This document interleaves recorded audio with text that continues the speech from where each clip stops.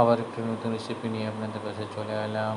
মসুর ডাল, ডিম, পটল আর আলু দিয়ে রেসিপিটি শুরু থেকে শেষ পর্যন্ত দেখবেন। পটল লাল করার জন্য দিয়েছি এখানে। পটলগুলো মাঝখানে নিয়ে কেটে দিতে হবে। পটল ভাজা হয়ে গেছে।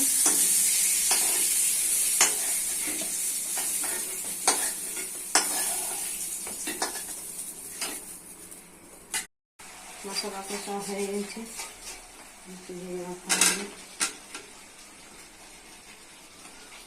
মশলার সাথে